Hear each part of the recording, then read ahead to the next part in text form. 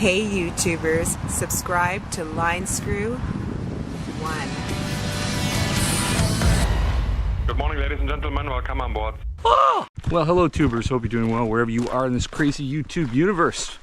Well, it looks like we got ourselves an international trade war today. As you do get the first shots, if you will, in this new trade war. China's already retaliated. Mexico says theirs coming Sunday. Canada put an export tax on electricity to the U.S. The VIX is way up. And Stephanie Link, JP Morgan's trading desk today, makes a tactical call.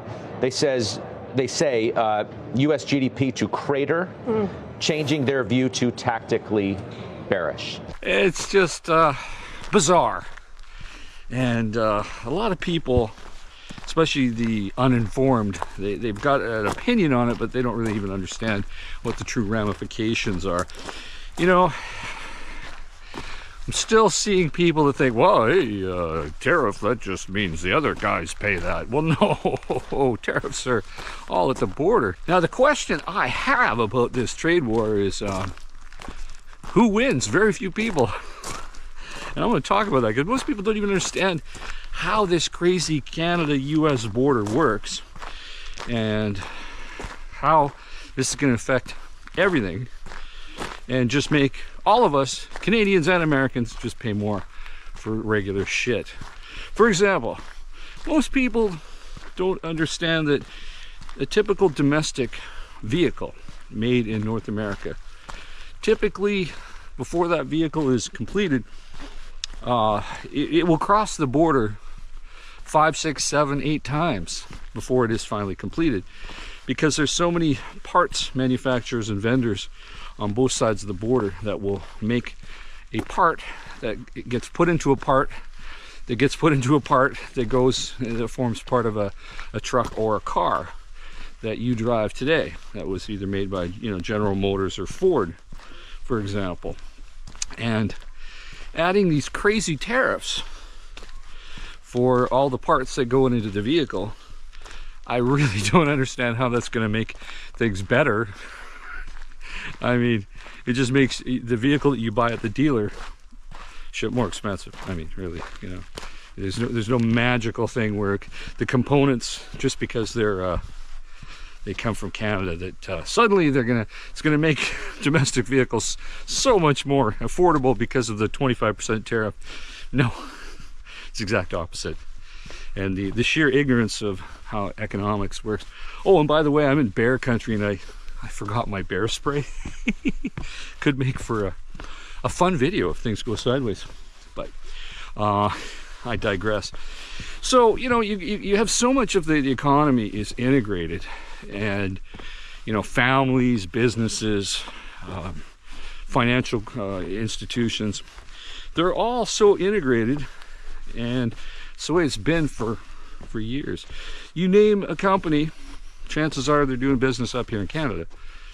And so many American companies, they're just not doing very well, and these tariffs are not going to help them. So take, for example, Harley Davidson. You know, I'm a motorcyclist. I don't drive a Harley, but you know, I trade stocks. I look at financials, and I looked at Harley's numbers the other day, and they're not doing very well. And they need all the global sales they can get their fingers on. You know, we all joke that most people can't afford a Harley anymore. They can afford the Harley t-shirt, and even those are $50. Trust me, I think I bought one 10 years ago. $50 for a t-shirt. Now, what's that same t-shirt worth now? But you get the idea. How will a 25% tariff that's reciprocal for Canada on the imports for Harley Davidson, how is that going to make more people buy Harley Davidsons? It's not. Same with China. China is actually the real enemy of all Western democracies. And the shameful part is you walk into any house in Canada or the United States, and it's just filled with stuff from China. Either components from China or products from China. And that money from purchasing crap from China just props up their little communist regime. And who would you rather do business with, you know? communist country, communist people, people that have a different culture than you, that speak a different language, that don't care about you, or people like Canadians who, similar culture, similar language, people who actually are not part of a communist regime. Trudeau aside, but that's just rhetoric. The reality is we have a true democracy, and a lot of the Canadian economy isn't even controlled by Trudeau, who's on his way out anyway. So, you know, it's industries that are under the control of our 10 premiers and 3 premiers from the territories. So really, it's getting to the point where today, with the trade war, the newly elected Premier Ford from Ontario, who's a conservative, a fellow conservative of mine, he's threatening that if things get out of hand, well, the power grid that's connected to the U.S., he will just shut it off. Good afternoon. Today's a tough day. It's a tough day for Ontario and for Canada, just as much as it's a tough day for the United States.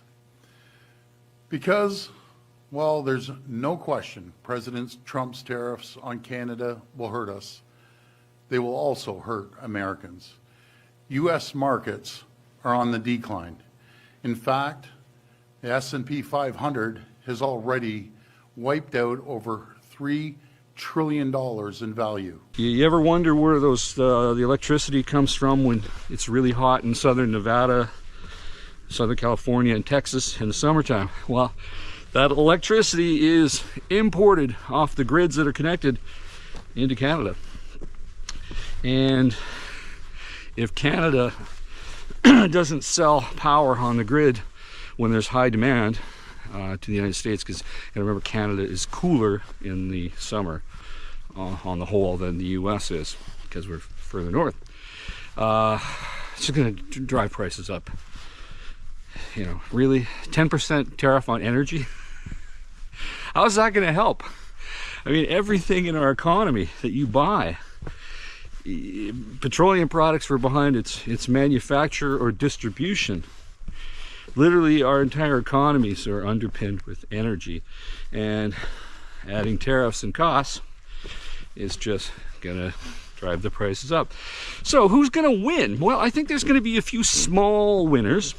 For example, if you're a lumber manufacturer and distributor in the United States, and you know, the 25% tariff on Canadian softwood lumber is a little too high, well, there'll be less of it. So the lumber producers will just say, hey, the reason you're paid 50% more for board foot is because there's less product, dude. They're going to do the same thing like what happened with COVID.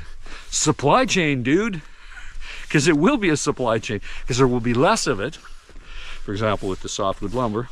And they will just gouge you. They'll just look you straight in the eye and say, yeah, it's more money. Either buy the lumber or don't buy it. Take it or leave it. That's the way it's going to be with a lot of products. Now, it's going to be good for people like that, but that's not the average person. And there's so many mom and pop operations along the border make a living off Canadians. Canadians are more international in the sense that more of them have passports, more of them travel. In fact, in my life, I've spent years, I've told you, years of my life in the United States.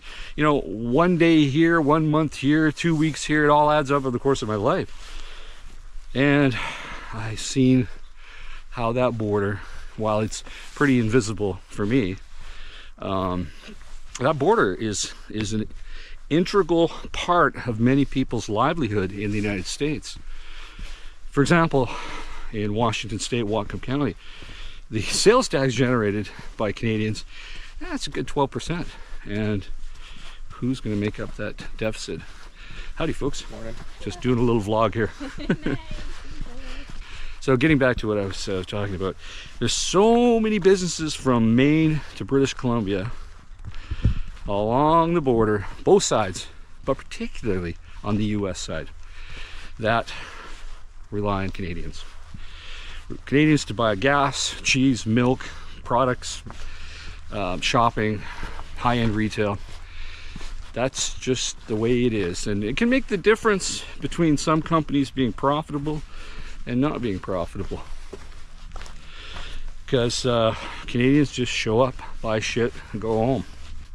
So with these tariffs hitting us, you know, on an individual level, it's not going to really affect me, but the only American product that I use consistently is orange juice, and that could be 50 bucks a gallon, and I just use less. Or I could, well, 50 bucks a gallon, I could still afford it, I guess, if I wanted it. But even then, what's going to happen is the same as what's happened with Cuba. You get a little bit of protectionism where, you know, one country doesn't want to do business with another country. And see, the thing about modern capitalism is everything comes from somewhere else. And so much of your crap comes from Canada. And it's not just maple syrup and beer. Okay, I mean, it's precious metals. It's lumber, it's energy, hydroelectric power, just so much stuff. And I guess Canadians will just learn to sell to other people.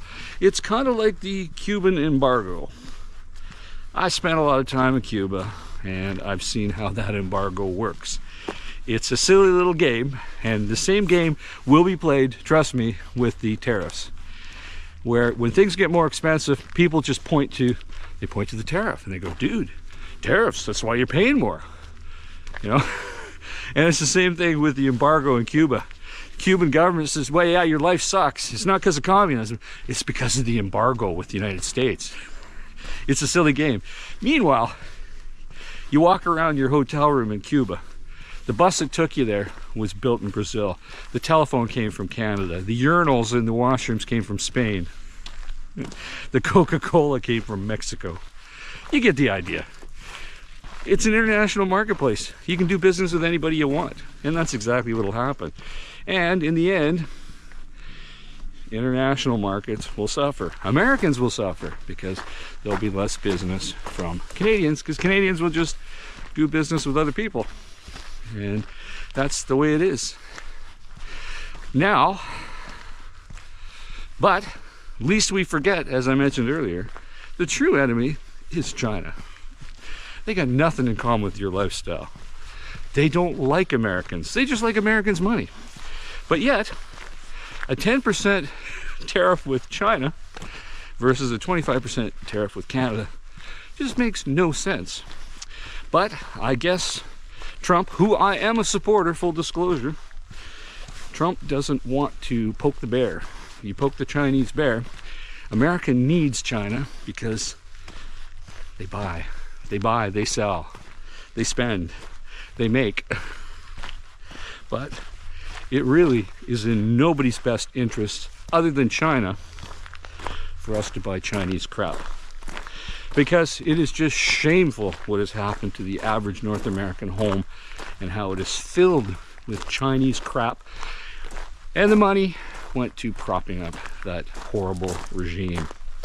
So that's just my thoughts, and be interesting to see how the trade war works out. They're pulling American liquor off the shelves as I speak right now, and we'll see how far down the actual rabbit hole we go, because I don't think anybody's going to win. A handful of companies that will play the scarcity supply chain thing.